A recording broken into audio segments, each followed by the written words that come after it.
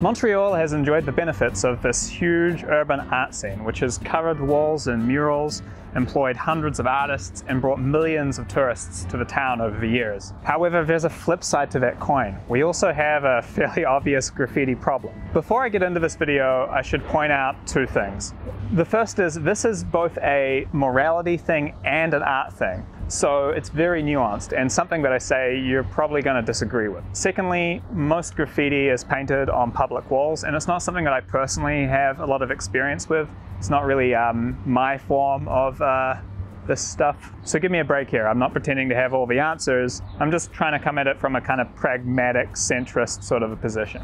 So what do we do about the graffiti that the average Montrealer would call a problem? The stuff that means the STM is spending millions of dollars a year cleaning instead of buying a new bus. The stuff that a business owner has to call the city to get removed every 2 weeks, year after year after year.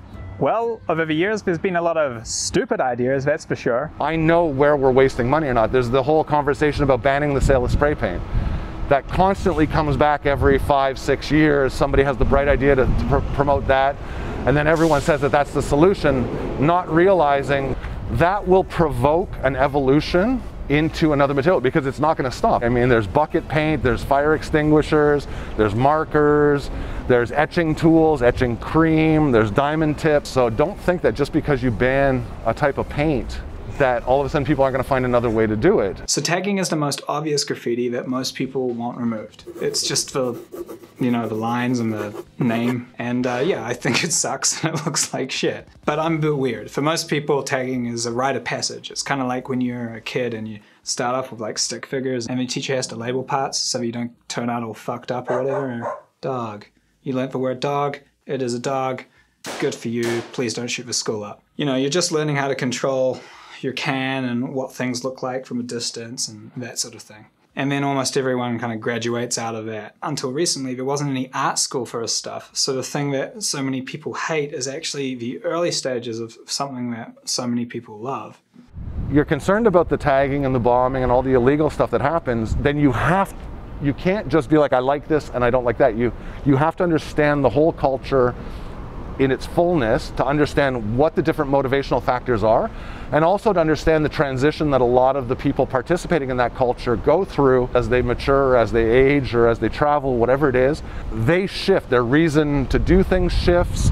Accessibility to the things become more easy. With age, it's easier for them to negotiate and to ask for something. In no way am I condoning or anything, because I mean, I used to do illegal graffiti and all that.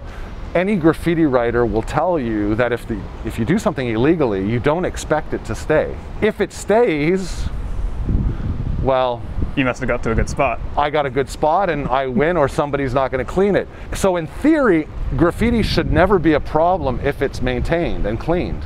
New York went through this in the 80s with the subways until they found a system to clean all the trains and do that. But you know, New York City is used as an example frequently when people contact me and they say, well, you know, New York City had a graffiti problem and they got a hold of it. No, they didn't. They never have. The only difference is they invest an enormous amount of money in cleaning, and they clean all the time, systematically. If you've been wondering why the city's a whole lot more colorful and not in a good way, well, it's because the budget for removing graffiti has disappeared, and not everybody's happy about it. I'm big! Ah! So this is a broken window theory stuff. But that's what they understood. They understood that they had to clean all the time. So the public isn't bothered by it, and the people doing it get no visibility. So the thing that Sterling is talking about often gets called broken windows theory, but in a graffiti prevention sense, I actually see this cleaning as being more of an economic solution to the problem. The whole illegal side of the equation is not really fueled by wanting to learn an art form or anything high-minded like that. That just happens when you're doing it. It's for me and other graffiti writers that we can read it. All these other people who don't write, they're excluded. I don't care about them. What most are doing is making a name for themselves and building credibility with their group of peers. The other high school kids or whatever are doing graffiti.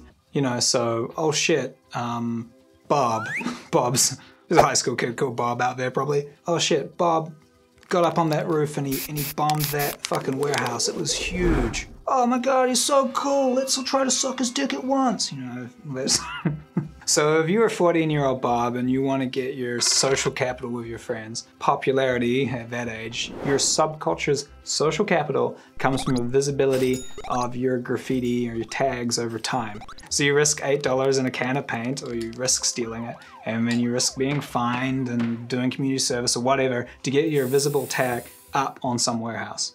Every day the graffiti stays up, Bob recoups his investment until someone covers it. It could be the building owner with a roller or another tagger going over the top of it.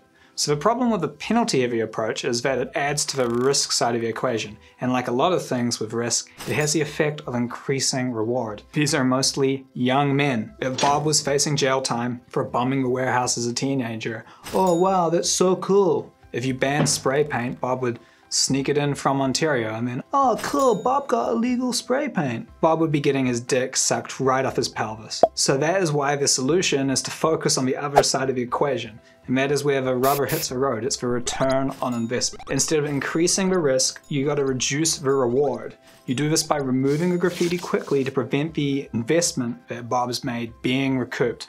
The faster you remove the graffiti, the less Bob's friends will see it, and the less it's gonna pay out. People are rational. They aren't gonna risk doing community service for tags that no one that they know is ever gonna see. And I don't think Sterling and I talked about this, but it's pretty obvious he also has that like rapid, be on top of it, don't fuck around, get it cleaned up sort of attitude. So as a member of City Council, when I see tagging on the new REM or something, I wonder why it's not being cleaned up.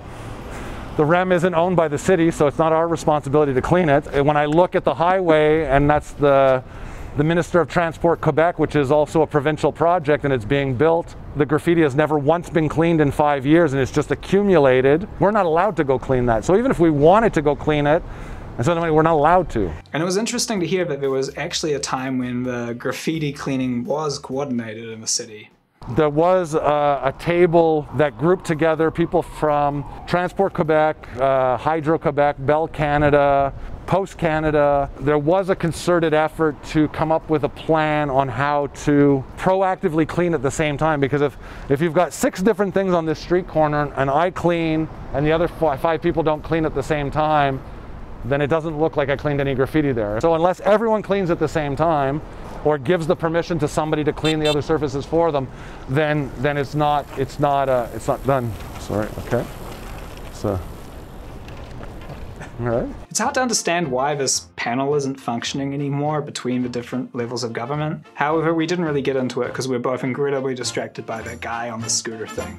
What the fuck is going on? There is another way to handle graffiti though, and that's on a kind of more internal level. Find out more about it.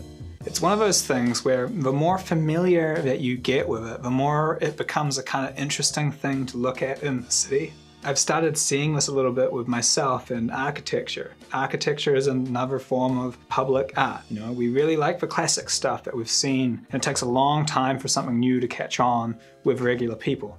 So for example, after spending a lot of time filming the Vandalism video, I found I started enjoying and even liking a type of architecture that I used to absolutely hate. If you hate graffiti, it's not going to go anywhere. So maybe if you're really irritated about it, looking into its history and watching just a couple of documentaries and stuff on how it works and where it comes from will help you find it a little less annoying. You know, enough to get through your fucking life without being infuriated by it. But regardless, this stuff obviously sucks for business and building owners. I can't see a day where a business owner comes out of a building in the morning and says, "Oh, how blessed I am. Some teenagers have written their names all over my business 15 times. I am a patron of the modern arts and glad to be a part of their development in graffiti as an art form. Oh, it's like I'm an exit from a gift shop." I imagine that calling the city to come clean it off every few weeks is super annoying. Interestingly enough though, the former vandal is the guy with the real solutions to the problem for the city. I think it's probably time for the government to form a replacement intergovernmental panel to work on this problem. But maybe they could have a more 2020 take on the problem. We definitely need to coordinate the cleanup for reasons that you've heard. But to me in the 2020s, that could be something different than the broken windows inspired version that you'd have in the 90s.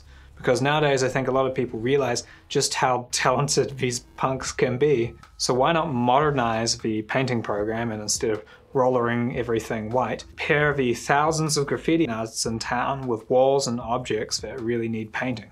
So much of what makes graffiti look not great is because it has been done so fast and often at night. We kind of make it so that it has to look shit. Imagine what it would look like if all the pillars on the rim down the highway were something that someone had actually spent days on, and how much it would brighten the winter commute for people, seeing this kind of changing public art as they drive over the year. They're gonna tag the shit out of it anyway, but I think that we all now know in 2020 that the end result of that could look really, really nice. Artists could submit their names and a few samples, and the public could vote, taking like the top 50 submissions each year to repaint the oldest murals on bridges and viaducts and that sort of thing. We were early on the Graffiti Festival and the Mural Festival, but you know, like, what's the next thing to innovate on? Could it be Pillar Fest 2025? Anyway, just an idea. So that's a bit of a primer on the illegal scene in Montreal, but have you ever wanted to try out graffiti without pissing people off? Next time I'll be talking about the options that you have if you're interested in graffiti and want to give it a go, but maybe want to avoid the whole running away from the police and spending a night in jail, or getting a fine, or doing community service, or being forced to eat paint. I think they make you do that as well. Well, hello there. I'm just sitting here surrounded by some graffiti stuff. So, sorry. That's too much to drink. Too many Belgian moons. So you invest $8 in a can of paint. Probably not this sort because it's semi-transparent.